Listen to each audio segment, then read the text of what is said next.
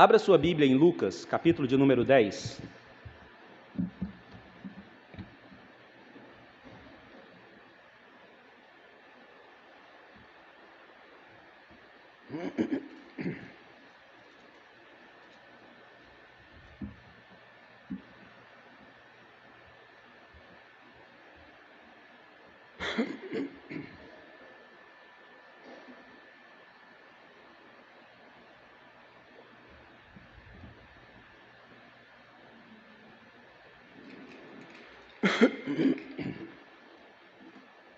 Diz assim, Lucas 10, verso de número 1.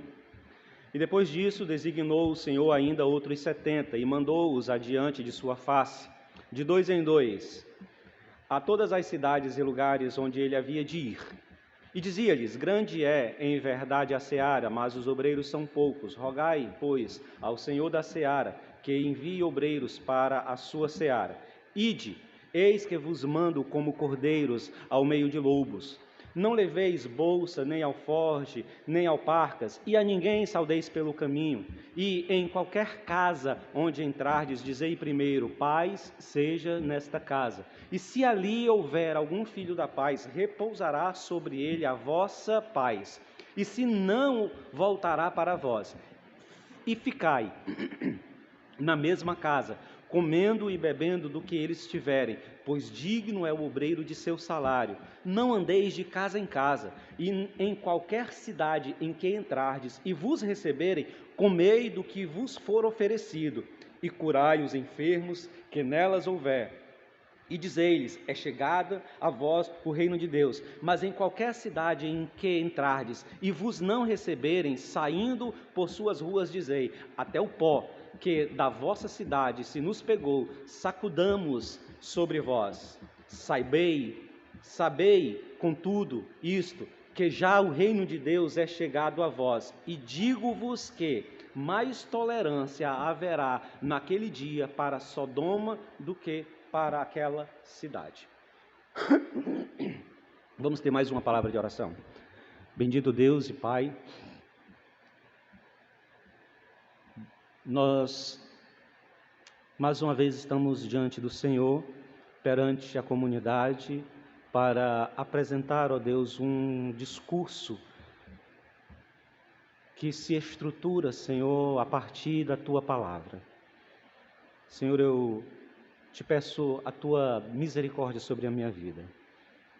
Que o Senhor direcione, Senhor, os meus pensamentos, direcione as coisas que eu já produzi, já escrevi, deixei aqui registrado nessa máquina, nesse computador.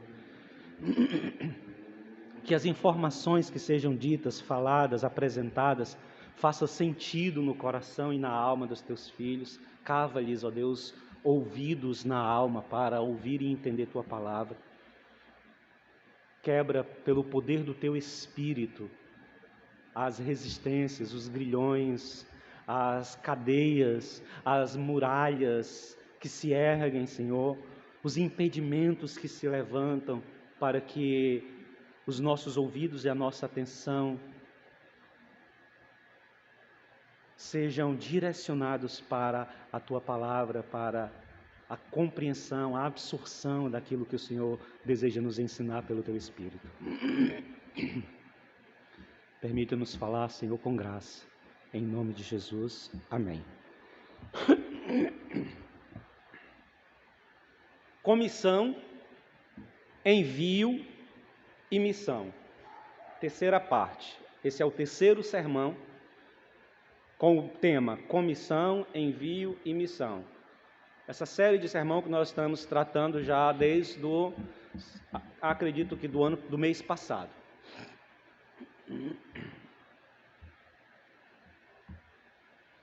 Como eu disse, esse é o nosso terceiro sermão. Fala, Jesus, abri aqui um negócio aqui.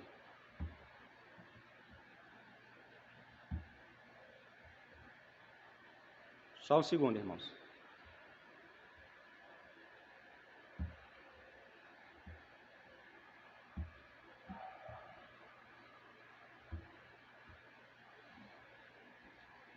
Como eu disse, esse é o nosso terceiro sermão sobre esse tema. Nos últimos sermões, nos últimos 2 sermões, nós trabalhamos os temas isolados. O primeiro nós trabalhamos o tema da comissão, depois nós trabalhamos o tema do envio.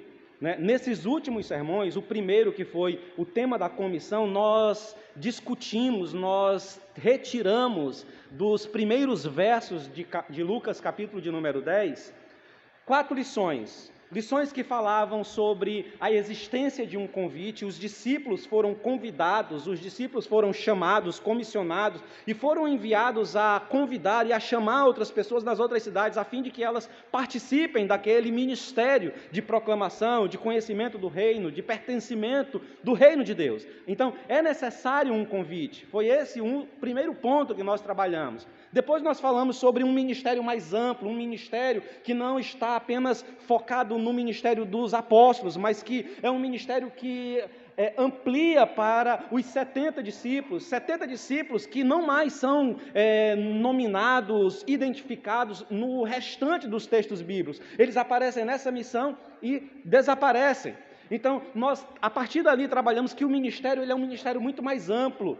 É um ministério tão amplo que inclui você que está hoje sentado aqui nesse lugar. Nós falamos também que o trabalho superior, o trabalho que aqueles 70 homens iriam realizar, ele era superior ao número de obreiros que estavam envolvidos, porque é isso que o texto bíblico diz, que a seara é grande e poucos são os obreiros. E nós também falamos que existe um perfeito casamento entre a responsabilidade humana de realizar a obra, de fazer o trabalho missionário, de ir e pregar às cidades, como também existe esse casamento sobre a responsabilidade do homem e a soberania de Deus, porque Deus é soberano e é Ele que nos envia, é Ele que nos manda a realizar essas ações. Já no segundo sermão, que nós trabalhamos a questão do envio, do ide, nós falamos na ótica de que Jesus nos força a esse trabalho missionário. Porque o texto indica que Jesus comissiona, Jesus chama, Jesus envia e, posteriormente, Jesus aparenta estar conduzindo os discípulos, empurrando os discípulos para que eles realizem aquela obra. Jesus diz: vão, ide, façam, saiam, se destaquem. E aí nós trabalhamos essa ideia de que nós somos forçados por Cristo para fazer a obra. E nós somos forçados por Cristo para fazer a obra por 2 motivos.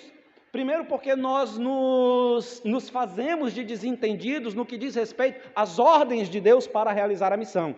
E, em segundo lugar, porque nós nos distraímos com muita facilidade sobre as ordens de Deus, sobre a missão, sobre o trabalho.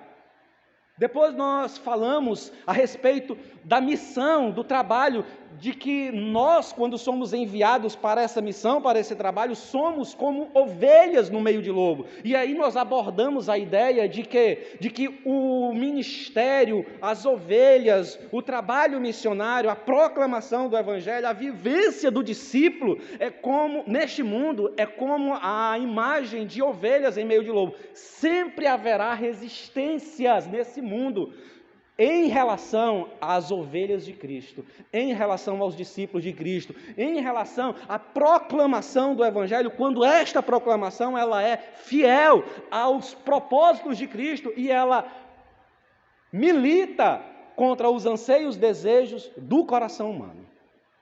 E em terceiro lugar, nós falamos que existe uma urgência no caráter do envio, no caráter do comissionamento e no caráter da missão.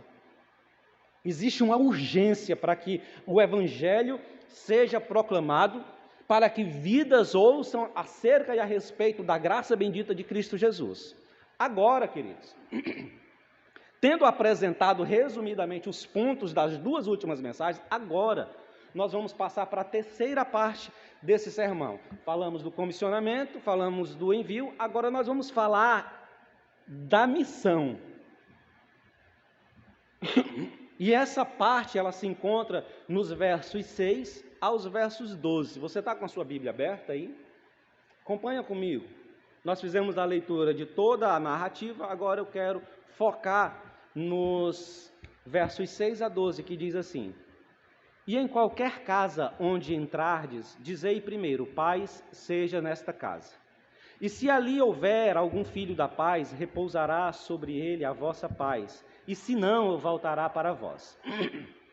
E ficai na mesma casa, comendo e bebendo, do que eles tiverem, pois digno é o obreiro de seu salário. Não andeis de casa em casa, e em qualquer cidade em que entrardes, e vos receberes, comei do que vos for oferecido, e curai os enfermos que nela houver, e dizei-lhes, é chegado o reino de Deus.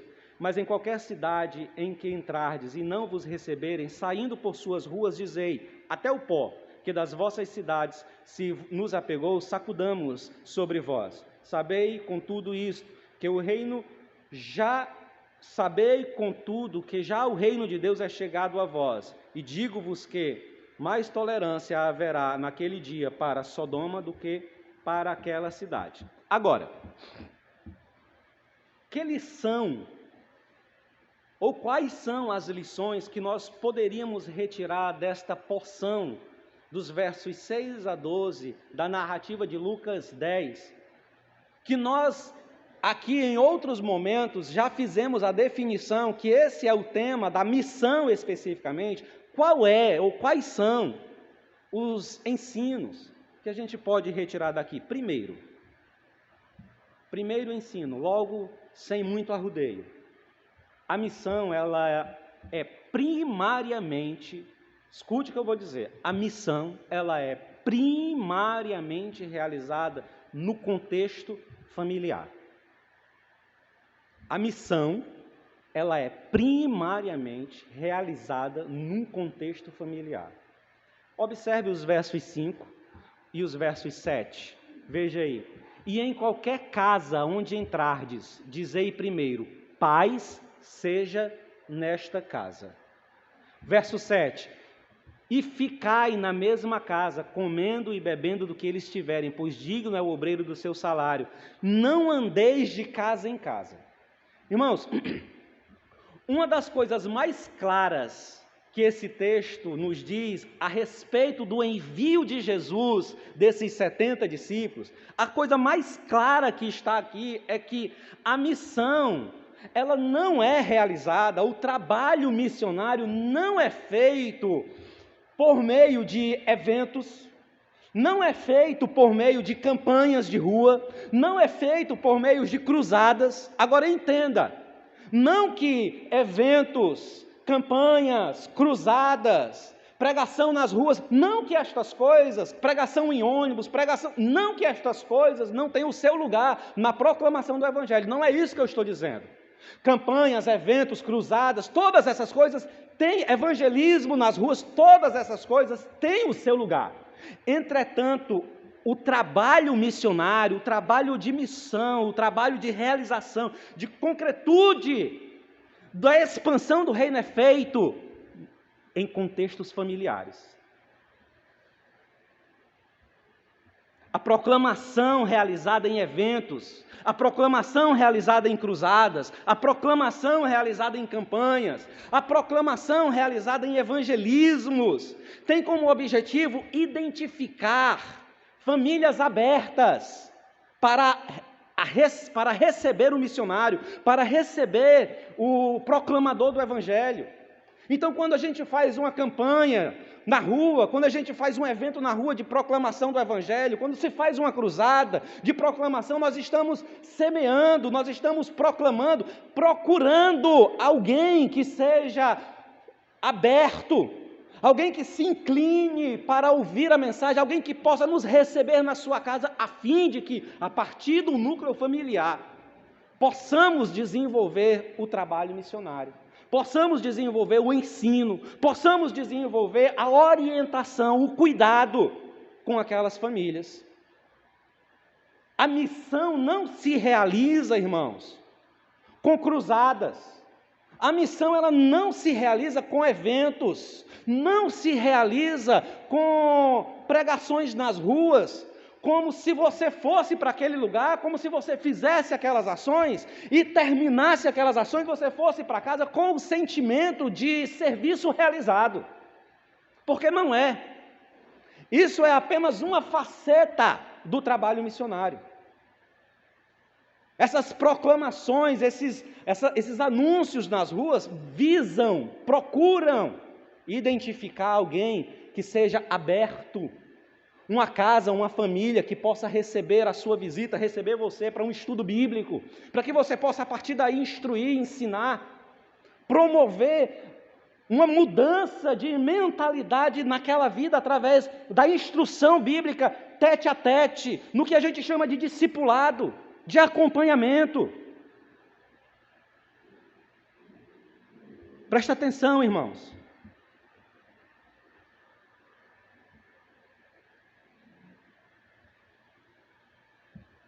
As Escrituras falam logo no começo do verso 6, que os discípulos precisavam, quando chegassem nas cidades, procurar quem?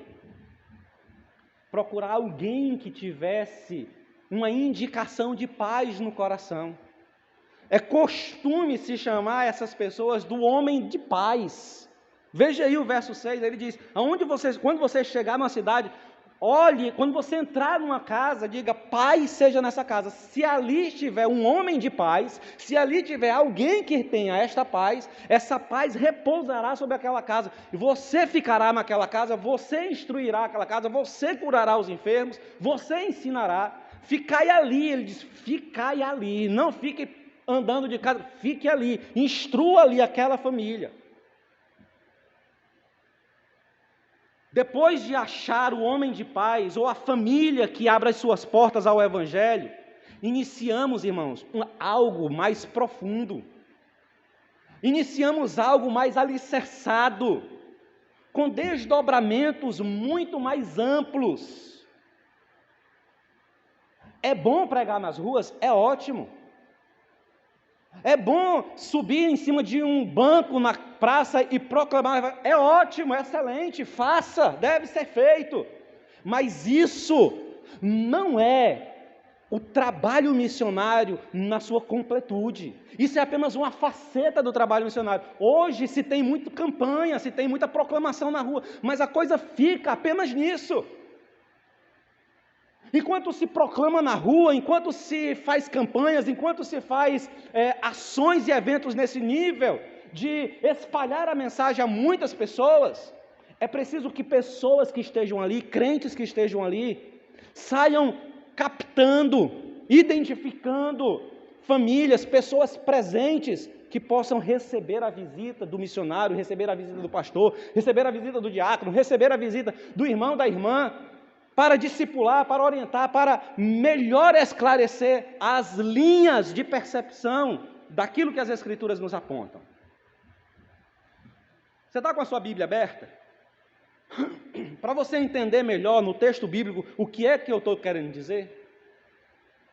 Atos dos Apóstolos, capítulo de número 16. No verso de número 13, verso de número 15, Paulo estava... Vamos ler. No dia de sábado, capítulo 16 de Atos dos Apóstolos, versos 13 e 15. No dia de sábado, saímos da cidade para a beira do rio, onde imaginávamos encontrar um lugar para orar. Assentamo-nos e começamos a conversar com algumas mulheres que ali estavam reunidas. O que é que Paulo está fazendo, irmãos? O que é que Paulo está fazendo? Evangelismo. Evangelismo. Paulo saiu, foi para a rua, viu um pessoal conversando, viu uma aglomeração, viu pessoas reunidas, ele foi lá e começou a conversar com aquelas pessoas, desenvolveu uma espécie de diálogo com aquelas pessoas. Continuando, uma das mulheres que nos ouviram era temente a Deus. Era quem, irmãos? Temente a Deus, era a pessoa de paz que Paulo encontra naquela conversa, naquela região, na praia. Era temente a Deus e se chamava Lídia, vendedora de tecido de púrpura na cidade de Tiatira. E aconteceu que o Senhor lhe abriu o coração para acolher a mensagem pregada por Paulo. Depois de batizada, bem como os de sua casa, ela nos convidou, rogando se julgais que sou crente no Senhor, entrai e permanecei na minha. Irmãos, se você for lá para Apocalipse, capítulo de número 2, existe uma igreja na cidade de Tiatira, que teve seu início aqui, num evangelismo, na identificação do homem, da pessoa de paz, na insistência ou no convívio com aquela pessoa, na casa dela, com a família dela, instruindo aquela mulher, para que a partir dali a igreja surgisse, se manifestasse, crescesse. É no ambiente familiar, abra seus ouvidos para ouvir isso, é no ambiente familiar, na comunhão da casa, do lar, da família, é no núcleo primário da construção de uma sociedade, que uma ideia, uma mensagem, um ensino, ganham proporções que podem transformar todo um povo, toda uma cidade, todo um bairro, todo um mundo. O Evangelho se expandiu, cresceu e ruiu com as estruturas do Império Romano. Por quê? Porque homens e mulheres viviam na comunhão, no partir do pão, de casa em casa, servindo ao Senhor, transformando a mentalidade daquela geração, daquele povo, apresentando as estruturas da vida de um crente e as posturas de um crente em relação ao império, em relação à sociedade, em relação à vida. É em casa, com o filho, com a esposa, reunidos com os irmãos da comunhão, que princípios são estabelecidos, que conceitos equivocados são suplantados, arrancados e estabelecidos à verdade do Evangelho. Segunda coisa, é no ambiente familiar que ajustamos os equívocos. É no ambiente familiar que nós ensinamos, que nós reorientamos, que nós estabelecemos com maiores detalhes, irmãos, as verdades sobre o reino de Deus. É dentro do núcleo familiar, é dentro desse núcleo menor que a gente tem condição de reorientar.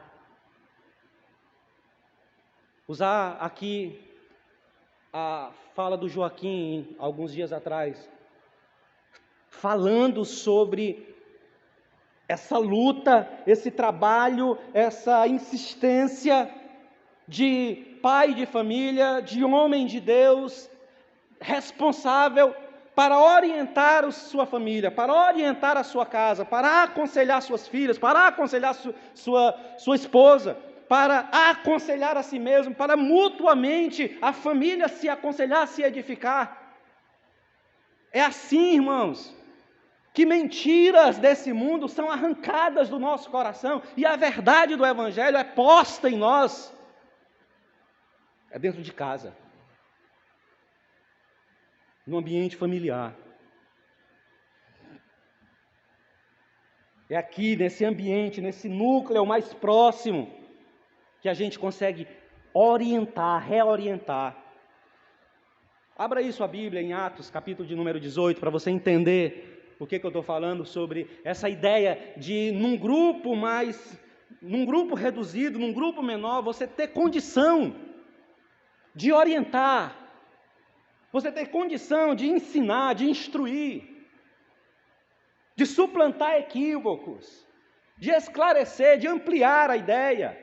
Atos, capítulo de número 18, verso de número 24 a 26, diz assim: Sucedeu que acabara de chegar a Éfeso, vindo de Alexandria, no Egito, um judeu chamado Apolo, que conhecia bem as Escrituras, tinha sido instruído sobre o caminho do Senhor e falava e ensinava os outros com grande entusiasmo no Espírito e com exatidão acerca de Jesus. Preste atenção, irmão. Ele ensinava com entusiasmo e com exatidão acerca de Jesus.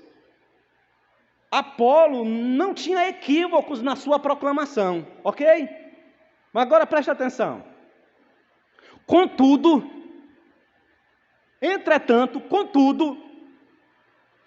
conhecia apenas o batismo de João. Quando Priscila e Áquila o ouviram pregar, com ousadia na sinagoga, convidaram-o para a sua casa.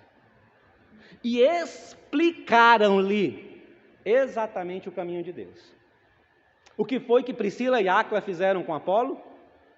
Ampliaram a ideia, a compreensão, o conceito, instruíram mais pormenorizadamente o caminho de Deus para aquele que já vivia na exatidão de quem era Cristo. É na união familiar, ou na reunião familiar, no contexto dos íntimos da casa, que o Espírito, o Santo Espírito de Deus vai confirmando a salvação daqueles que são acrescentados ao reino, irmãos. Abra aí sua Bíblia em Atos dos Apóstolos, capítulo 10, versos de número 24 a 26.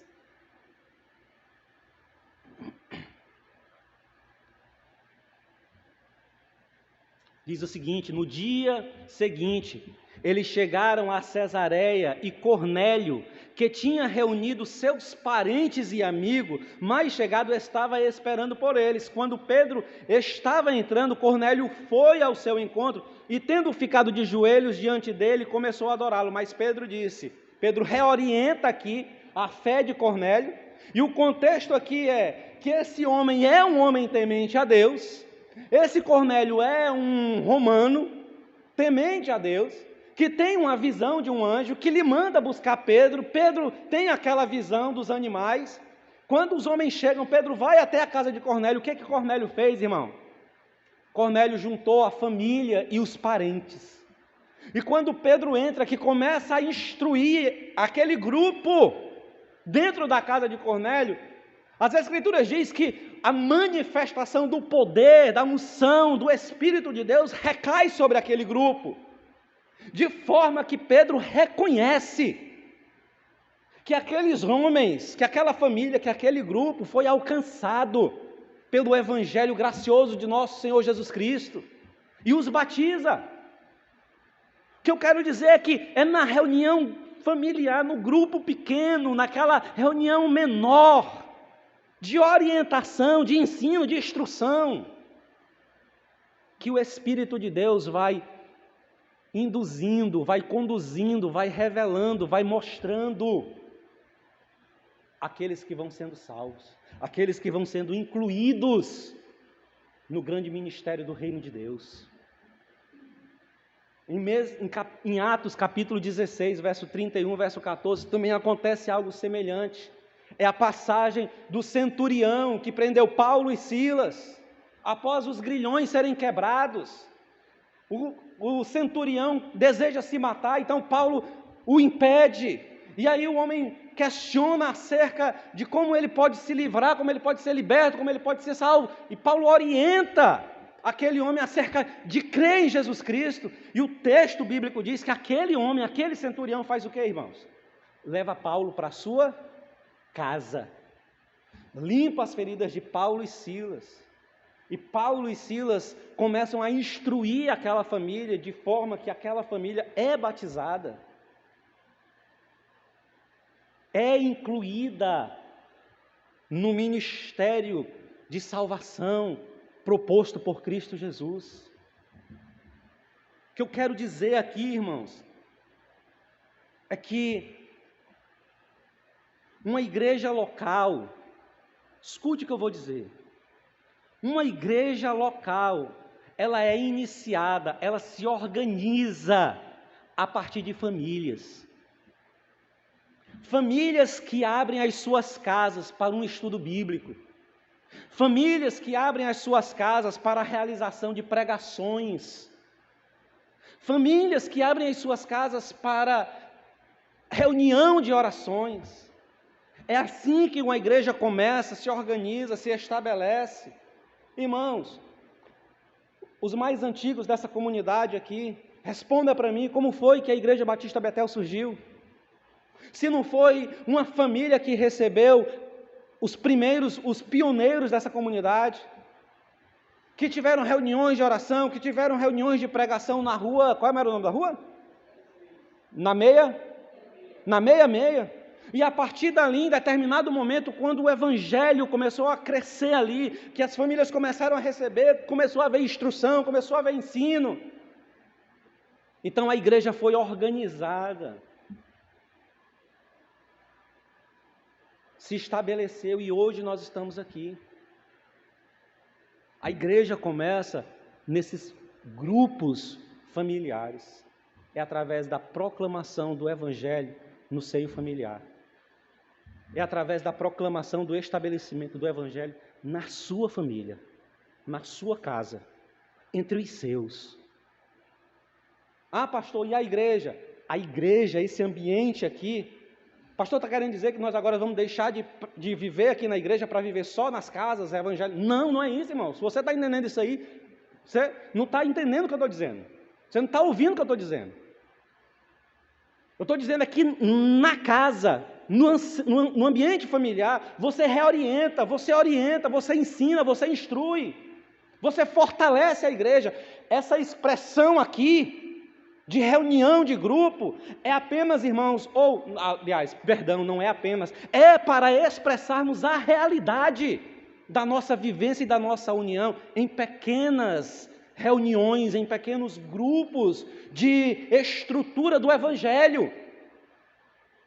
Para não usarmos aqui palavras que estão, de certa forma, manchadas por algumas instituições ou por alguns processos. Porque a gente poderia usar aqui expressões que identificariam isso que eu estou querendo dizer, células. Poderíamos usar pequenos grupos, poderíamos usar grupos, mas essas expressões, irmãos, estão manchadas por causa de outros que agiram desta forma e foram infiéis ao princípio das Escrituras, que afirmam que é no ambiente familiar, dentro dessa estrutura pequena, menor, de comunhão, que o Evangelho se expande, que o Evangelho se enraiza. Entenderam, irmãos? Então a missão, ela é realizada dentro da sua casa, primordialmente. Ela é realizada na busca de famílias neste mundo que estejam abertas ao Evangelho e a partir desse momento possamos começar um trabalho de instrução, orientação e suplantamento da mentira e do engano sobre eles, a fim de que a sociedade seja transformada pelo poder do Evangelho. Segunda lição que nós encontramos nesse texto. A primeira é que a missão é primordialmente realizada dentro de grupos familiares, dentro das casas. A segunda, a missão é direcionada para os eleitos. A missão é direcionada para os eleitos. Abra sua Bíblia aí em Lucas, capítulo 10, quero que você leia comigo os versos 5, 6, 8, 10 e 11, que diz assim, Lucas 10, versos 5, 6, 8, 10 e 11, que diz, e em qualquer casa onde entrardes, dizei primeiro, paz seja nesta casa. E se ali houver algum filho da paz, repousará sobre ele a vossa paz. E se não, voltará para vós. Verso 8. E em qualquer cidade em que entrardes e vos receberem, comei do que for oferecido. 10 e 11. Mas em qualquer cidade em que entrardes e vos não receberem, saindo por suas ruas, dizei, até o pó que da vossa cidade se nos pegou, sacudamos sobre vós. Sabei, com tudo isto, que já o reino de Deus é chegado a vós. Irmãos, escuta aqui o que eu vou dizer. Nesse ponto dessa reflexão, nesse momento, eu começo a adentrar em um terreno muito... um terreno com muita areia frouxa, com areia movediça. Por que eu estou dizendo isso? Porque todas as vezes que a gente cita, que a gente comenta, que a gente fala sobre eleição, as pessoas têm dificuldade de entender e de assimilar essa realidade das Escrituras. E isso, irmãos, acontece, aliás, e isso acontece inclusive, não é só quando nós estamos falando de eleição no mundo, para pessoas que não são do contexto cristão. Isso, a dificuldade de aceitar e de assimilar essas realidades que estão postas nas Escrituras, que são verdades bíblicas, elas são inclusive difíceis de aceitar e de engolir por muitos crentes, muitos cristãos. Agora, isso acontece, irmãos, porque muitas vezes, escute o que eu vou dizer, muitas vezes a nossa relação com as Escrituras, com os textos bíblicos, ou a nossa relação com Deus é semelhante à relação que os gregos tinham com os seus deuses, os ídolos. Por que nós temos dificuldades de aceitar e assimilar verdades bíblicas quando elas são dentro do contexto de eleição, dentro do contexto de predestinação, dentro de um contexto de salvação, de perdição, de condenação? Por que é difícil? Porque muitas vezes o nosso relacionamento com as Escrituras, o nosso relacionamento com Deus, se assemelha ao relacionamento que os gregos tinham com os seus ídolos, com os deuses, com Zeus, com Afrodite, com Baal, com Baco, com todos os outros deuses, como Netuno, e aí vai. Por quê? Está fazendo hora com a minha cara, né, Calel? Citei aqui, mas tudo bem, você entendeu, a igreja entendeu. Deuses mitológicos, por quê? Qual era a relação? Porque a relação desses deuses, escuta, irmãos, preste atenção aqui, a relação que os gregos tinham com esses deuses, sabe qual era? Era que esses deuses, eles eram nada mais, nada menos do que a potência de todos os sentimentos que eles tinham, de todo o caráter que a humanidade tinha, elevado à divindade. Então um Deus, ele era muito semelhante ao homem, só que possuindo os vícios que o homem tinha, a potência da divindade, possuindo a lascívia que os homens têm, a potência da divindade, possuindo um caráter duvidoso, assim como o homem possui, só que sob a potência da divindade. Então, quando nós lemos textos bíblicos e nós temos dificuldade de entender e assimilar e aceitar, é porque a nossa relação com as Escrituras e com Deus é uma relação de que esse Deus que nós estamos lendo, e essa Escritura que nós estamos lendo, ela deveria se parecer com quem? Com a gente. E quando ela não se parece conosco, quando ela destoa completamente do nosso caráter, quando ela confronta o nosso caráter, confronta a nossa vivência, a nossa compreensão, nós não queremos aceitar. Nós temos dificuldade de aceitar.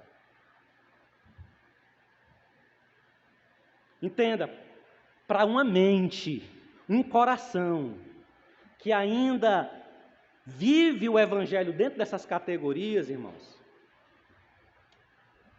que tem dificuldade de ler um texto nas Escrituras que apontam uma verdade, e essa verdade confronta aquilo que ela entendia que deveria ser, existem duas perspectivas, duas saídas, duas formas de torcer o texto, para que o texto continue se parecendo com algo que eu deseje, com algo palatável. Primeiro, quando se fala de eleição, quando se fala de predestinação, quando se fala de salvação, quando se fala de condenação, a primeira coisa que as pessoas pensam, ou que as pessoas olham, que as pessoas entendem, é que Deus salvará todas as pessoas no final de tudo.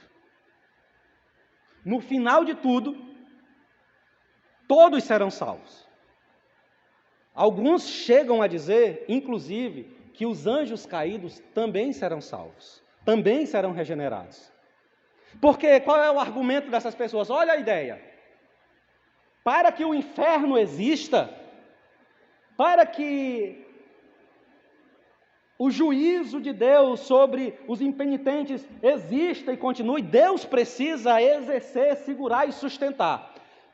Mas Deus, sendo tão bom, sendo tão gracioso, tão misericordioso, jamais poderá sustentar o sofrimento eterno da sua criatura.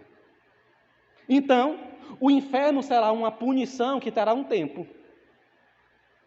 Vai se acabar num determinado tempo da eternidade que ninguém sabe. Ou então, as almas que estarão no inferno serão aniquiladas, deixarão de existir, desaparecerão. Essa é a mentalidade que a pessoa possui. Porque não quer aceitar o texto bíblico, que fala sobre a eleição, que fala que alguns serão eleitos, ou que estão eleitos e que irão ser salvos, e fala que alguns irão padecer no inferno. E um padecimento eterno. A segunda ideia.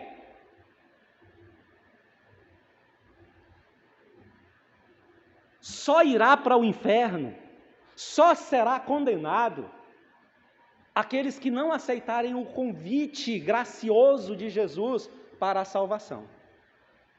Ou seja, Cristo está abrindo um convite para todas as pessoas da terra, para todos os povos, para todas as línguas, para todas as nações. Mas as pessoas decidirão se acolherão essa mensagem ou não. E quando elas decidirem que sim ou que não, então as que decidirem sim serão eleitas, estarão no céu. Mas as que decidirem que não, serão condenadas, irão para o inferno. Irmãos, faz sentido isso? Não é o que você escuta muito se falar, né? Aceite a Jesus. Se você não aceitar, você vai para o inferno. Tal. Toda aquela história. Presta atenção, deixa eu dizer uma coisa para você. Quando você fala isso, você coloca os santos planos de Deus, bem como os santos decretos de Deus, sob o poder da decisão humana. Quando eu digo que se você aceitar a Cristo, ou se você rejeitar a Cristo, você vai para o céu ou você vai para o inferno, eu estou colocando que os santos decretos de Deus, eu estou colocando que a soberania de Deus, nos seus santos planos, está sobre o poder da sua escolha. O que eu estou querendo dizer é que a encarnação, quando eu coloco dentro desse padrão, a encarnação, o martírio e a ressurreição de Jesus, poderiam ser, de certo modo, sem efeito. De certo modo, quando eu digo que você que decide, eu estou dizendo que o poder da encarnação, o poder do martírio, o poder da ressurreição de Jesus, podem ser descartados. Porque se é você que decide, a morte de Cristo não tem poder regenerativo sobre a sua vida. Porque mesmo que a morte de Cristo te regenere, se você não quiser, você vai para o inferno. Então é como se Cristo tivesse morrido em vão.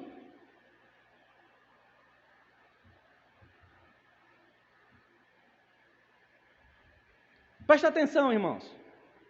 Quando eu coloco a ideia de que você decide, se você aceitar Cristo, você vai para o céu. Mas se você negar a Cristo, você vai para o inferno. Quando eu coloco isso, pensa que se toda a humanidade, afundada nos seus delitos e pecados, decidissem que não querem o sacrifício de Jesus, se toda a humanidade decidisse que não querem aceitar a Cristo, Jesus teria morrido em vão, o seu sacrifício teria sido em vão, a sua encarnação teria sido sem sentido. Então a salvação das nossas vidas não está sobre o poder da sua escolha.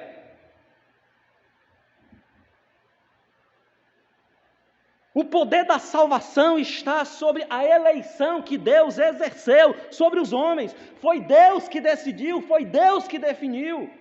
Foi Deus que separou aqueles que serão salvos.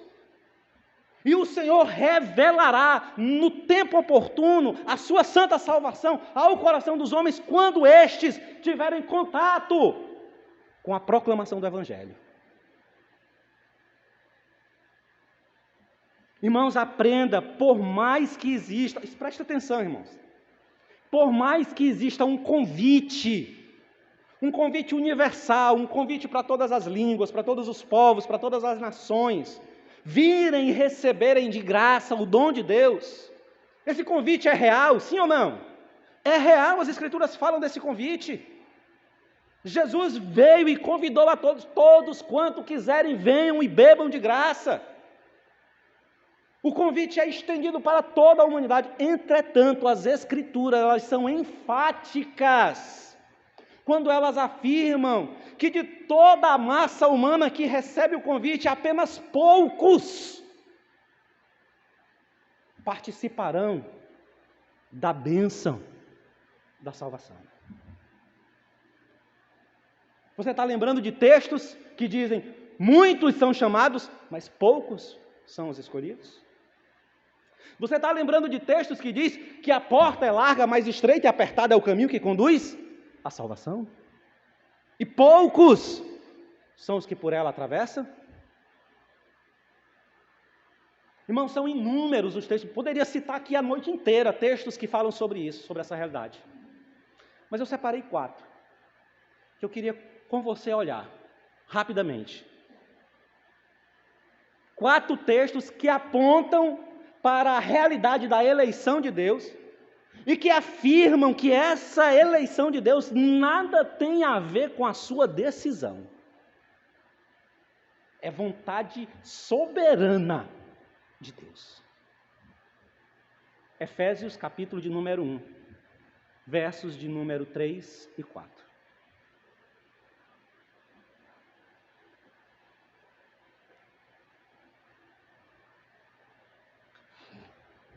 Efésios 1, 3 e 4. Bendito o Deus e Pai de nosso Senhor Jesus Cristo, o qual nos abençoou com todas as bênçãos espirituais nos lugares celestes em Cristo. Preste atenção. Como também nos elegeu nele antes da fundação do mundo.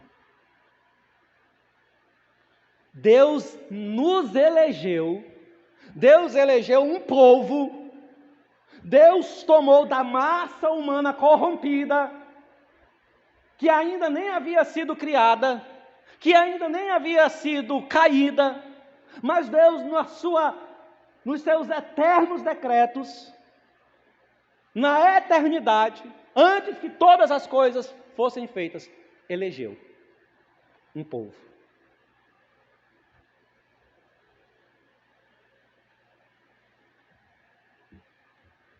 Para que fôssemos santos, irrepreensíveis diante dele, em caridade, e nos predestinou para filhos de adoção por Cristo Jesus, para si mesmo, segundo o beneplácito, ou os benefícios da sua vontade. Entende, irmãos? Você não tinha você não tinha sido criado para você decidir alguma coisa.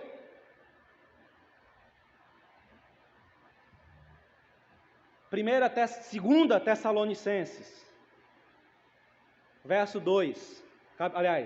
capítulo 2. Segunda Tessalonicenses, capítulo 2, versos 13 e 14.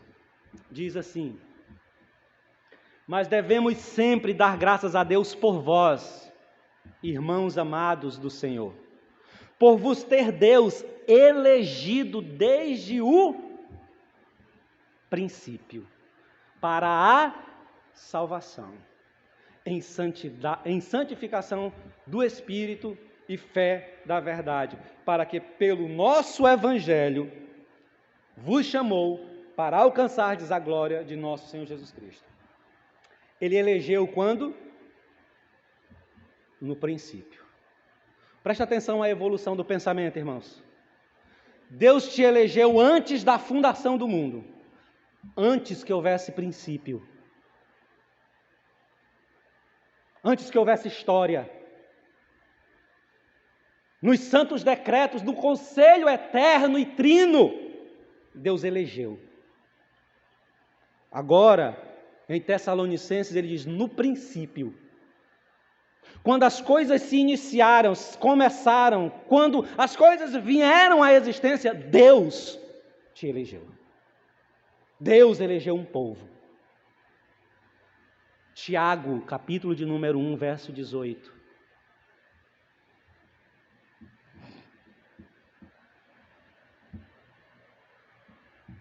Tiago 1, verso 18. Presta atenção que ele diz, ele fala. Segundo a sua vontade. Segundo a sua vontade, ele nos escolheu. Aliás, perdão, irmãos. Segundo a sua vontade, ele nos gerou pela palavra da verdade, para que fôssemos como as primícias da criatura. Foi segundo a vontade de quem? Sua ou de Deus? Antes da fundação, no princípio. E agora o texto que mostra que a vontade para a sua eleição não foi sua. Não foi a sua vontade que decidiu. Foi a vontade de Deus que determinou. João, capítulo 15, 16 e 17. Esse texto aqui, se você não entendeu nada até aqui, se você não entender com esse texto, bote seu joelho no chão, vá orar e pedir misericórdia a Deus. João 15, 16 e 17. É Jesus. Jesus está falando. Não me escolhestes a vós. Não me escolhestes vós a mim, perdão. Não me escolhestes vós a mim, mas eu vos escolhi a vós, e vos nomeei, para que vardes e dê fruto, e o vosso fruto permaneça, a fim de que tudo quanto em meu nome pedirdes ao meu Pai, Ele vos conceda, e isto vos mando, que vos ameis uns aos outros. Antes da fundação, no princípio, sob a vontade de Deus, e agora Cristo diz, nenhum de vocês me escolheu. Eu que vos escolhi. Foi eu que determinei sobre a vida de vocês. Fui eu que vos elegi. Irmãos, presta atenção. Por que eu estou falando sobre isso? O que isso tem a ver com a missão dos 70? Porque se você olhar lá no texto de Lucas, capítulo de número 10, o verso de número 6, Jesus manda os discípulos fazerem o quê? Pregar de cidade em cidade, não é isso? E quando eles chegassem na cidade que eles estivessem pregando, era para eles procurarem quem? Alguém que quisesse receber a Cristo? Era? Não. O texto diz para eles procurarem o homem de paz. Quem é o homem de paz, irmãos? É aquele que foi eleito por Deus, mas ainda não sabe que é eleito por Deus. Que essa eleição se manifestará quando ele ouvir o Evangelho de Cristo. Quando a proclamação invadir os ouvidos, a alma e o coração dele. Você entende isso? Faz sentido o que eu vos apresento? Então, irmãos, o Evangelho, a proclamação e a missão, ela não é realizada para quem não quer ouvir. Martin Lloyd Jones diz que nós não temos nada para falar ao mundo se o mundo não desejar ouvir o Evangelho. Entende isso? Então você não precisa estar insistindo, batendo cabeça, forçando quem não quer. Porque existem pessoas que estão com seus corações fechados, que não ouvirão o Evangelho, estão com os seus ouvidos agravados. Você precisa procurar o homem de paz para pregar o Evangelho a ele. Você precisa procurar pessoas que estejam com o coração abertos para a proclamação do Evangelho, sedentos como terra seca, que anseia pelo orvalho. Pregar o Evangelho não é difícil quando se procura o homem de paz. Quando se busca os eleitos de Deus, a família de Deus, que se manifestará, que se revelará quando a mensagem do Evangelho chegar no seu coração. Entendeu, irmãos, isso?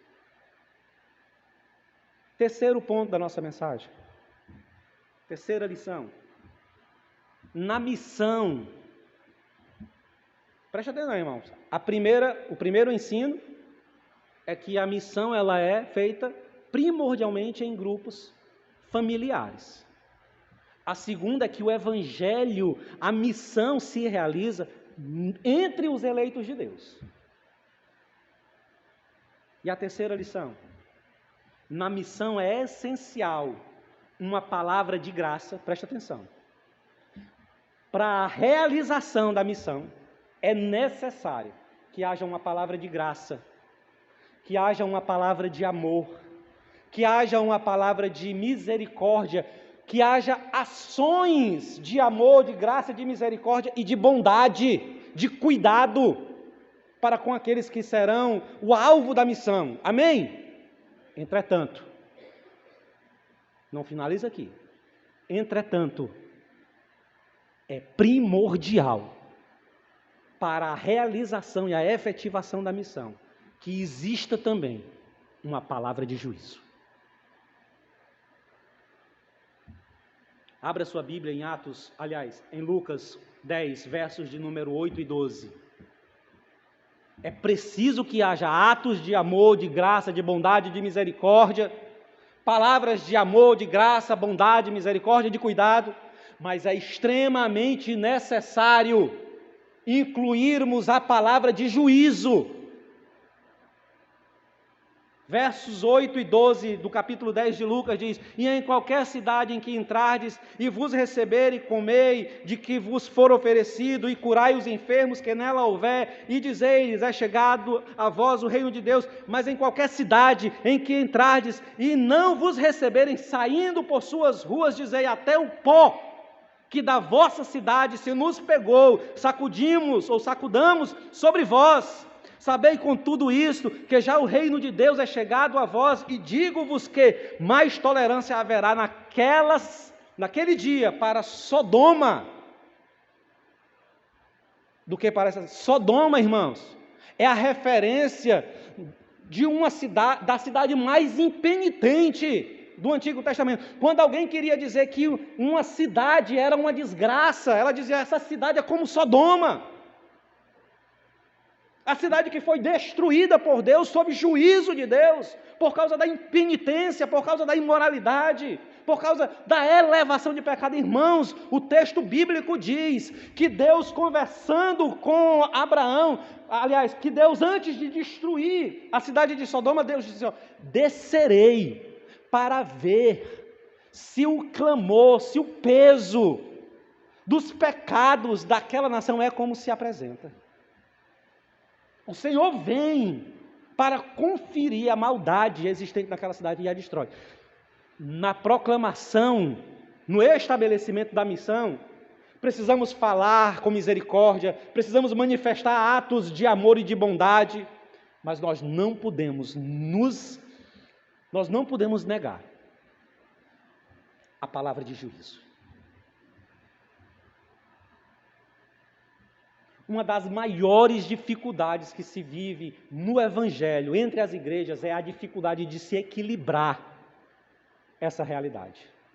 A realidade de uma vida de proclamação de bondade, de amor, de graça, de cuidado, de perdão.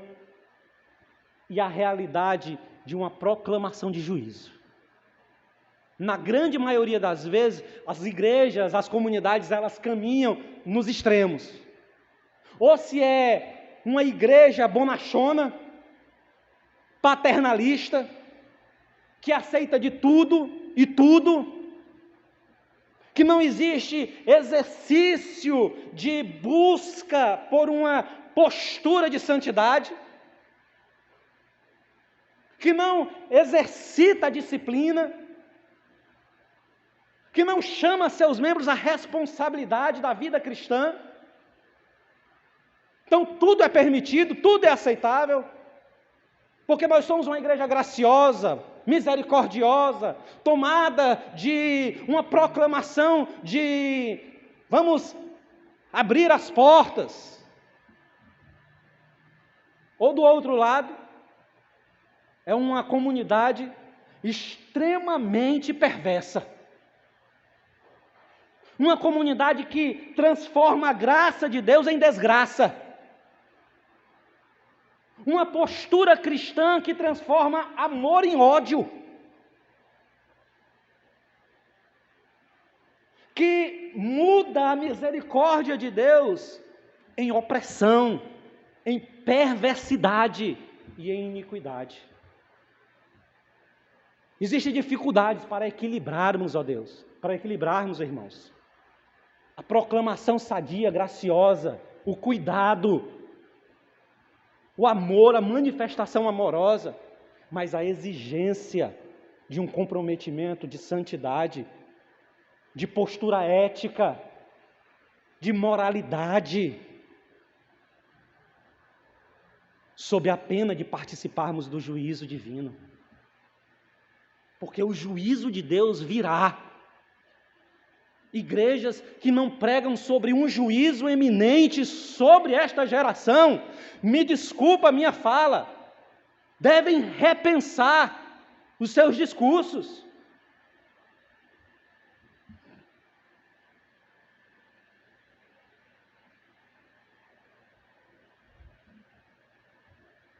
Irmãos, ser cristão, ser discípulo de Cristo, envolvido em um chamado ministerial. Lembra do primeiro sermão, irmãos? Que o ministério ele é amplo, ele inclui você. Então, ser discípulo de Cristo está envolvido com o ministério, está envolvido na obra de Deus. Quer dizer que nós precisamos equilibrar a mensagem na nossa vida e nos nossos lábios. Eu preciso ter equilibrado na minha vida a ideia do amor, da graça, da misericórdia, do perdão, mas também da perspectiva do juízo. Isso tem que estar no meu coração e também nos meus lábios. No seu coração e também nos seus lábios.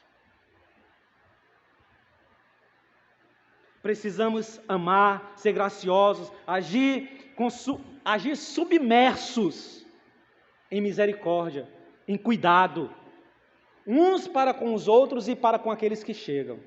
Precisamos ser assim, amorosos, cuidadosos, uma palavra de graça. Mas nós não podemos nos calar sobre a verdade terrível de um juízo. Juízo esse que é eminente sobre a vida dos impenitentes sobre essa terra. Sobre aqueles que rejeitam o Senhor Jesus Cristo e a sua palavra. Sobre aqueles que amam mais as trevas do que a luz, como diz o Evangelho de João. Irmãos, o juízo vindouro, escuta isso aqui, irmãos, eu estou finalizando. O juízo vindouro, ele é tão real, ele é tão verdadeiro, como o amor, a graça e a misericórdia tão procurado pelas igrejas no dia de hoje.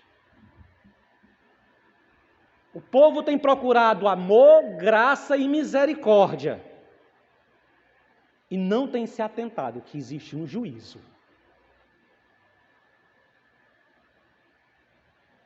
O convite, irmãos, continua sendo o mesmo. Arrependei-vos e produzi frutos dignos que revelem, que demonstrem esse arrependimento. Entende isso, irmãos? Essas são as lições. Um ministério, uma proclamação, irmãos, que se estabelece primordialmente entre famílias, no seio familiar. Um ministério que tem efeitos sobre os eleitos de Deus. E uma vivência de proclamação graciosa, mas também sem negarmos o juízo de Deus. Agora, para fechar isso aqui, não dá para fechar esse sermão, e eu sei que eu já tenho falado há 1 hora, mas para fechar eu preciso fazer as aplicações, 3 aplicações básicas, rápidas. Primeira, e aí eu quero que você se segure na cadeira, porque se foi difícil engolir até aqui, as 3 aplicações talvez sejam muito mais difíceis ainda. A primeira aplicação. A missão ela é realizada primordialmente no contexto familiar, certo?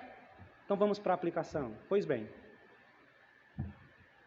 Bom, se você sabe, escuta aqui. Se você sabe, se você já está informado, se você já está orientado, através desses 3 sermões que nós pregamos aqui, sobre o convite, sobre a responsabilidade na realização, sobre um trabalho intenso, mas que você precisa fazer, sobre a ordem de Cristo para fazer, Jesus te forçando a fazer esse trabalho, sabendo que é difícil, mas é sua responsabilidade fazer. Se você já sabe, se você está informado sobre isso. Esses 3 sermões que nós pregamos aqui, se você acompanhou os 3 sermões, você não tem mais como dizer que estava alheio sobre isso. A minha pergunta é, ou a pergunta que você precisa fazer é,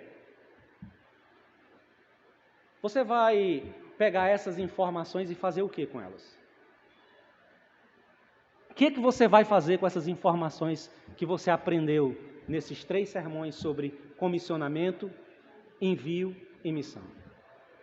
Você vai pegar essas informações e você vai colocar elas na caixinha de lembranças de um determinado culto no ano de 2023, num domingo, lá na Igreja Batista Betel? É isso que você vai fazer? Você vai dar um jeito, e nós somos especialistas em dar jeito.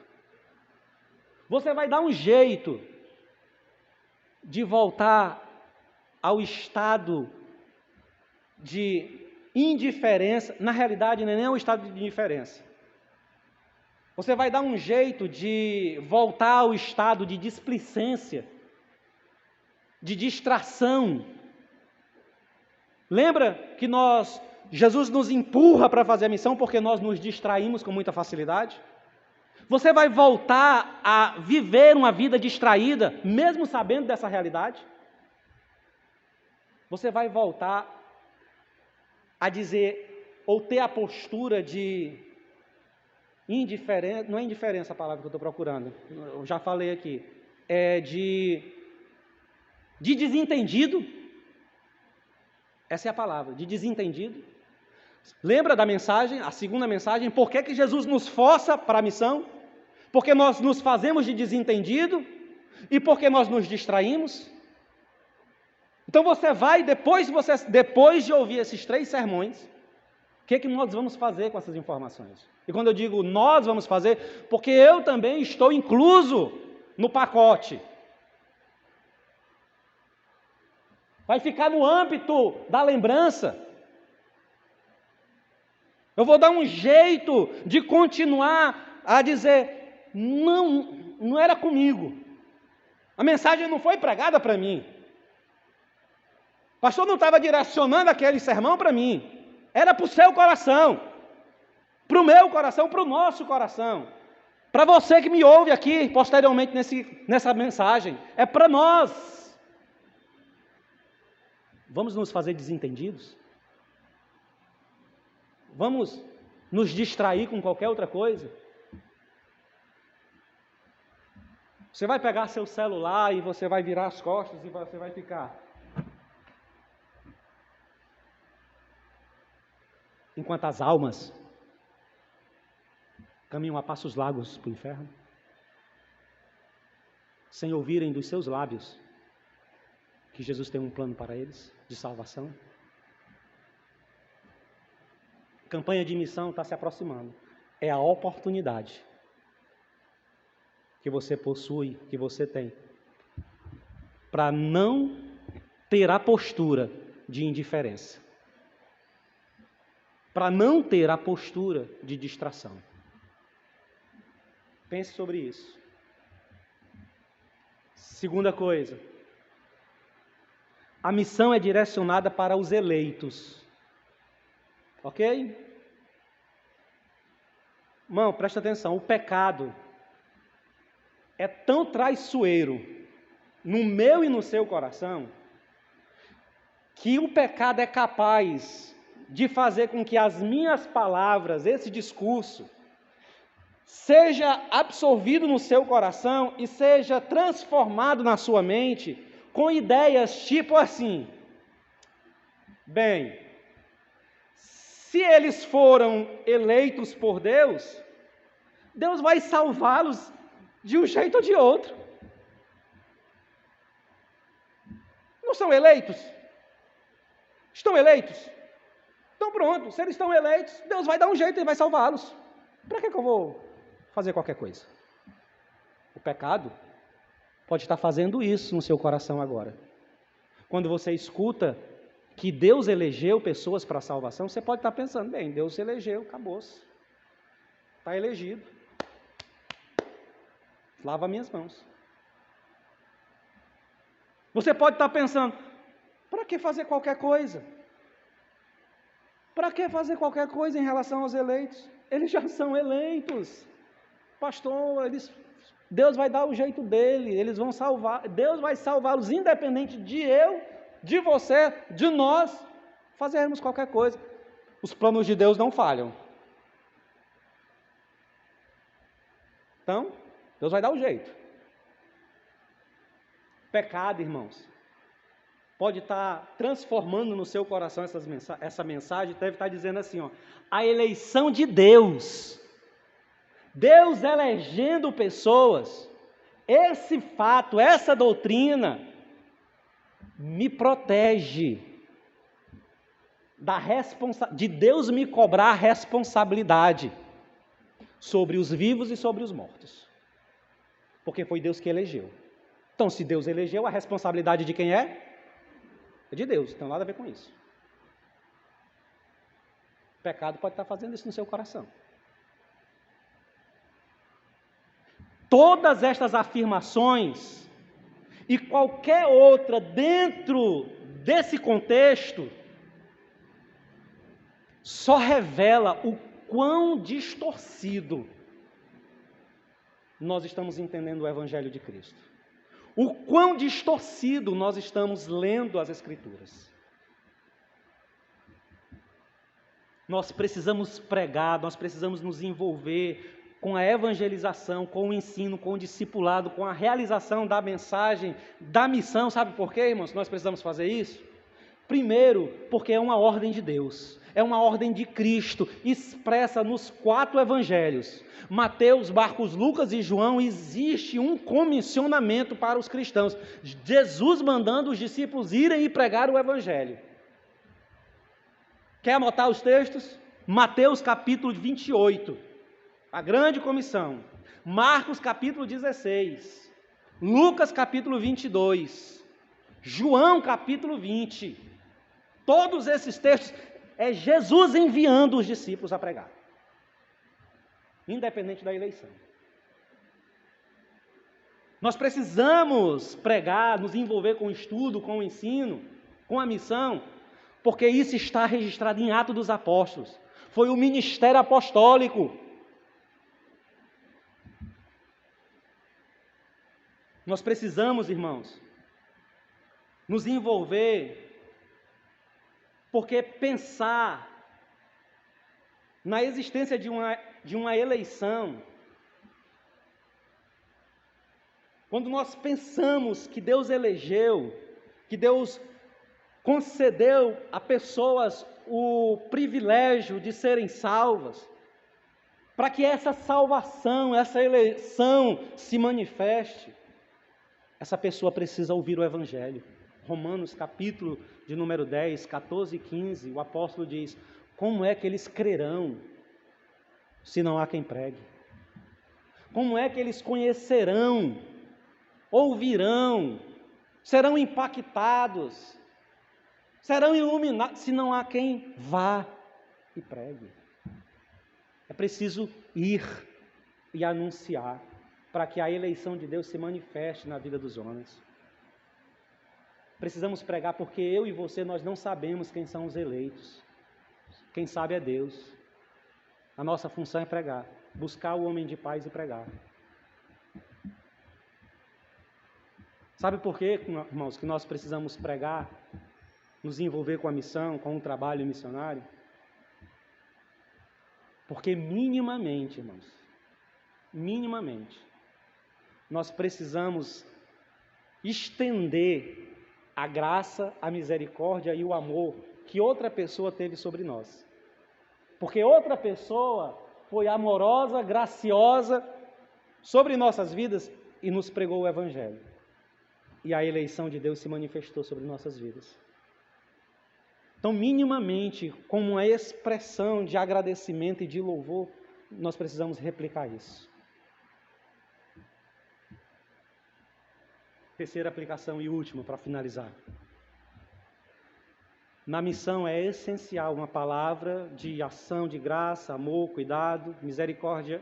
Entretanto, existe uma dimensão de juízo na missão, na proclamação e na realização dessa missão. E aí, irmãos, eu sei que você já está cansado, mas eu quero que você escute isso aqui e dê atenção a isso aqui. O Evangelho, ele inclui juízo sobre aqueles que rejeitam a mensagem do Evangelho, a mensagem de Cristo. O Evangelho, ele inclui uma mensagem de juízo sobre aqueles que têm uma vida obstinada para não obedecer e não se submeter aos ditames, às orientações que Cristo nos deu em sua palavra. Escuta, irmãos, o juízo de Deus será com maior rigor sobre a casa dos seus filhos. O juízo virá. E esse juízo será realizado com maior rigor sobre a casa dos filhos. Não pense, olha, irmão, não pense que essa ideia cristã superficial, desobediente, indiferente, extremamente insensível às demandas do ministério, da vida da comunhão, da celebração, do partir do pão, da evangelização, não pense que essas coisas não te levarão ao juízo divino. Não pense que essas coisas não te levarão a uma decepção na eternidade.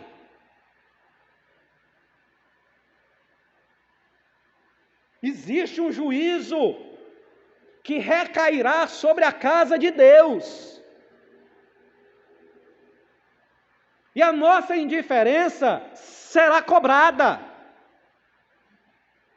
Deus pedirá contas das minhas e das suas mãos, das almas que caminham a passos largos para o inferno, enquanto nós calamos os nossos lábios e os nossos corações e estamos enchendo as nossas despensas, sob a desculpa de que precisamos viver bem sobre essa terra.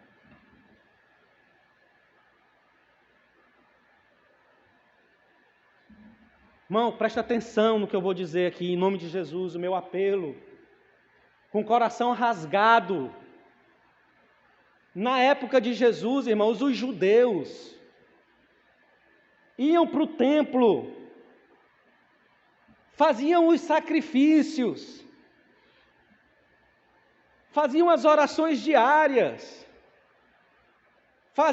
celebravam as festas anuais, estavam todos os sábados reunidos na sinagoga, ouvindo a Torá.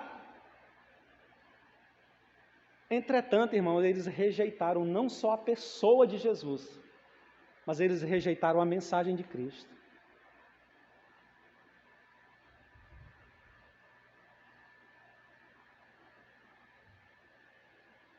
O livro de Apocalipse, capítulo de número 2, pelo menos 3 vezes, em 3 vezes no capítulo 2, Jesus diz que vai vir sobre aquelas igrejas e exercerá juízo.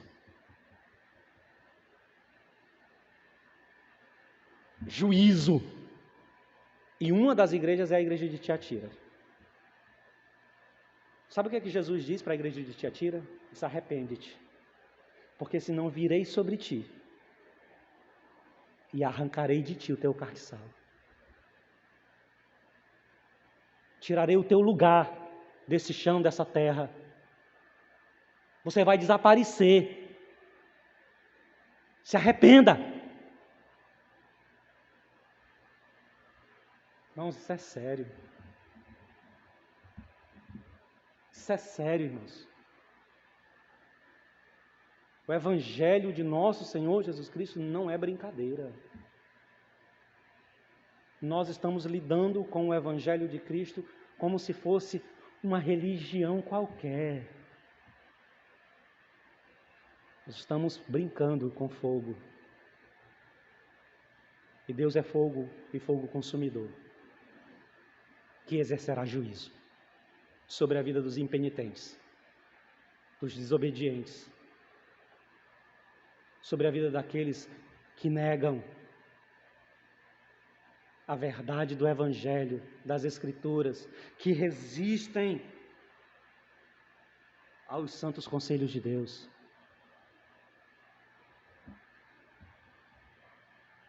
Que vivem como se a mensagem não foi para mim, que vivem como buscando distrações para a sua vida, que vivem como massageando o ego, a fim de que a sua vida seja mais confortável nesta vida, nesse chão, nesse tempo. Não foi para isso que Cristo nos chamou. O Evangelho de nosso Senhor Jesus Cristo e esse ministério mais amplo, que inclui a mim e a você, nos colocou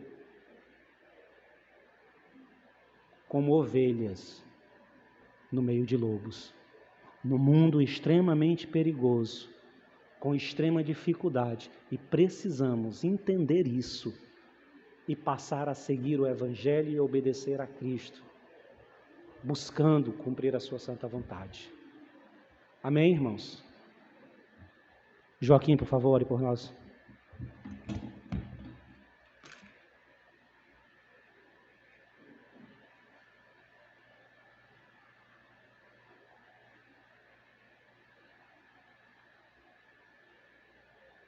Vamos ficar de pé.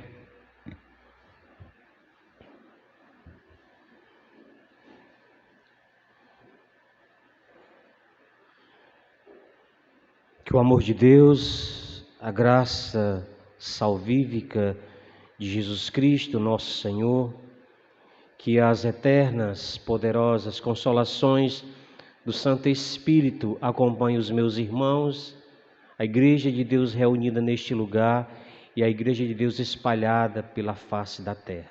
Até que Ele venha, nós oramos. Amém.